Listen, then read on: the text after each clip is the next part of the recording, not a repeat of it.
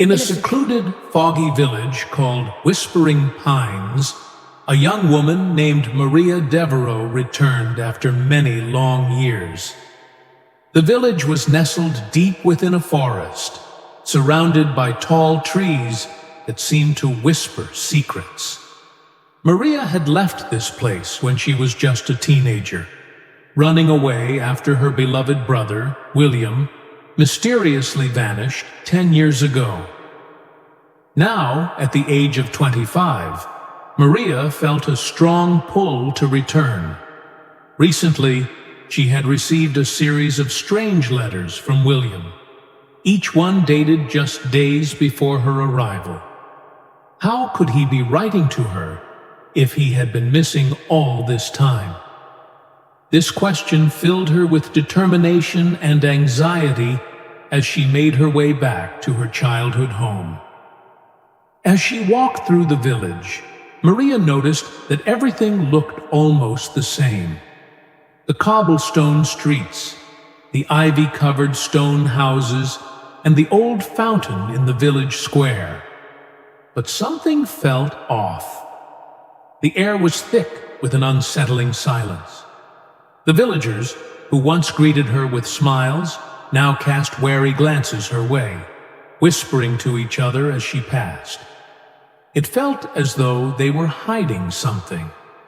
One familiar face stood out: Lucas Fenmore, her childhood friend. He had never left the village, and while she hoped to find comfort in seeing him again, he seemed distant. His eyes flickered with worry as he avoided her gaze. When Maria confronted him about William's letters, Lucas shifted uncomfortably. He warned her not to dig too deeply into the village's past, saying it was safer that way. Despite his warning, Maria felt compelled to seek the truth. That evening, she decided to visit Old Man Gregor, the village lore-keeper. He was known for his tales of the village's dark history and its many mysteries. When she found him sitting in his dimly lit hut, he greeted her with a knowing look.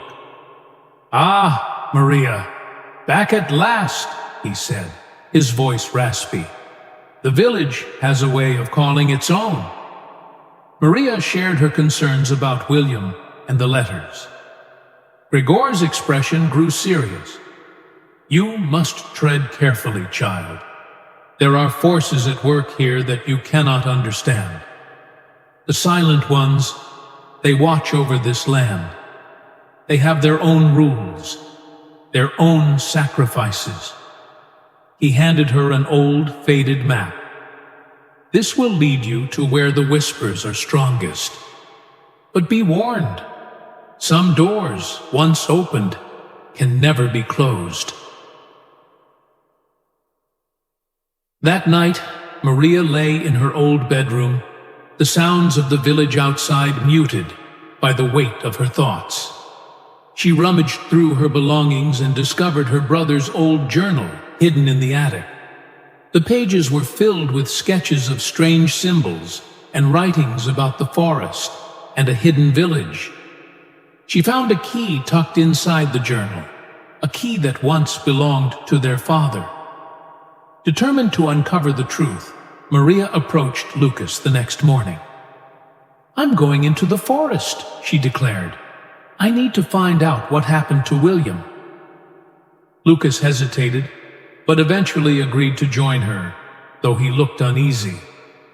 They set out together, the sun barely breaking through the thick canopy above. As they walked deeper into the woods, Maria noticed how the atmosphere changed. The trees stood tall and imposing, their branches casting long shadows. She felt as if they were being watched. "Look at these carvings," Maria said, pointing to strange symbols etched into the bark of a tree. "What do you think they mean?" Lucas shivered. "I've seen those before. They're markings of the Silent Ones. They say they protect the village, but they can also be vengeful." The deeper they ventured, the more unsettling the forest became. The air grew still, and the only sounds were the crunching of leaves underfoot and their own breaths. Lucas became increasingly nervous, glancing over his shoulder as if expecting someone or something to appear. After hours of walking, they stumbled upon a clearing with a massive stone circle in the center. The map had marked it as the crossing. As they stepped into the circle, Maria felt a strange energy pulse through her. The air became thick with anticipation, and she heard whispers, faint but clear. "Maria! Maria!" they seemed to call, echoing in her mind. "Did you hear that?"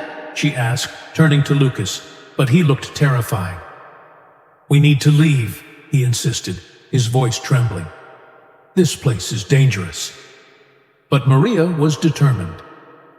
"I won't leave without answers. I need to find William." Ignoring Lucas's protests, Maria pushed forward, feeling drawn to the ancient stone circle. As they explored, Maria found more carvings and signs of old rituals. In the center of the circle, she noticed an altar, worn and cracked, with a strange glow emanating from beneath it. Suddenly, Lucas grabbed her arm. "We shouldn't be here. The Silent Ones will come for us." Before Maria could respond, a shadowy figure appeared at the edge of the clearing.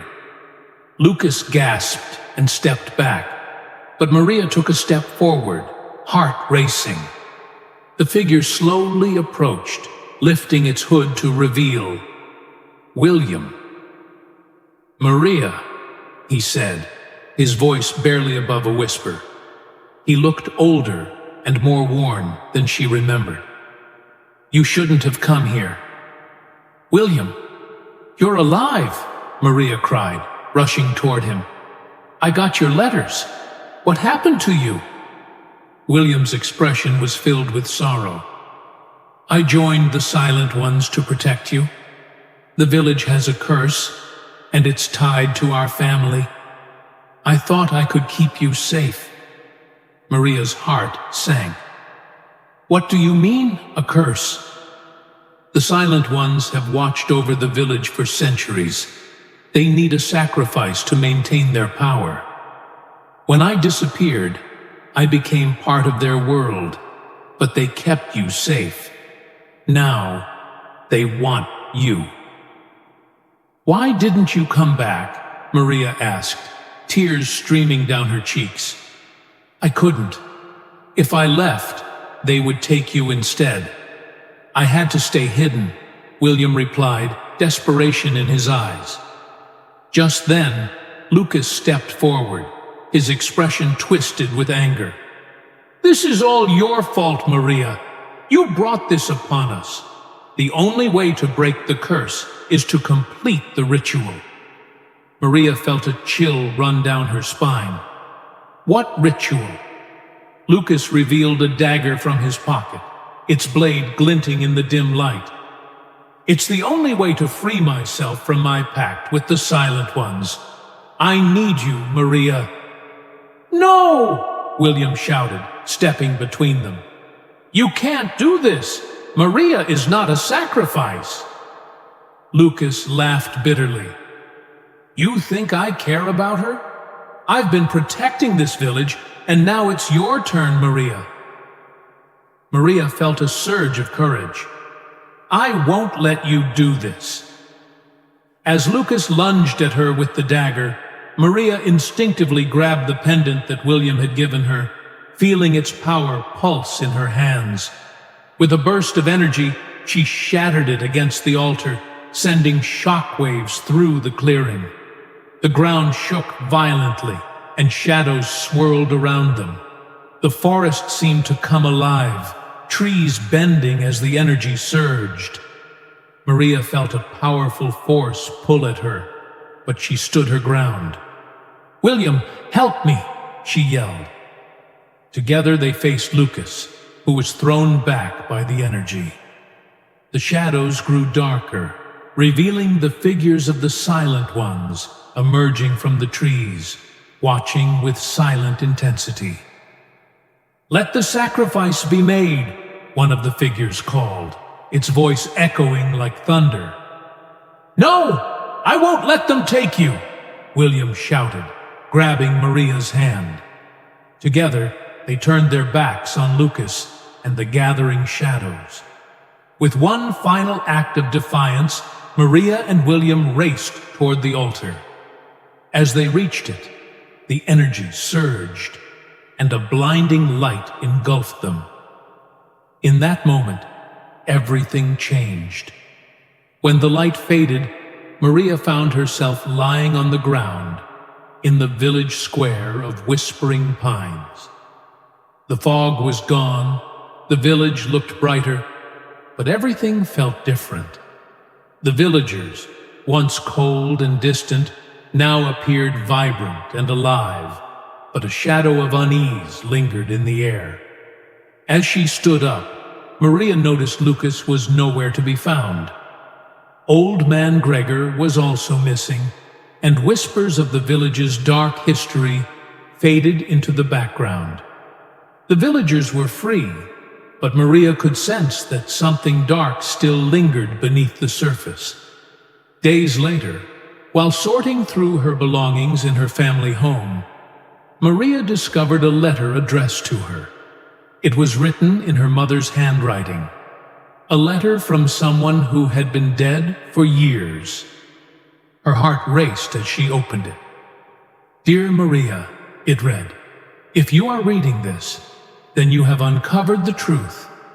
But know this, the echoes of our past are never truly silenced. You must be careful. They may come back for you." Maria's hands trembled as she realized that while the curse was broken, a new mystery awaited her. She glanced at the forest, feeling its call once more.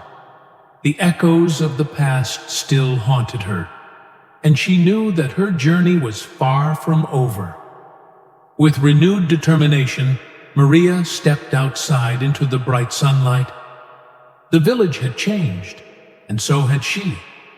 She would uncover the secrets that still lay hidden, not just for herself, but for her brother, her family, and the entire village. The end?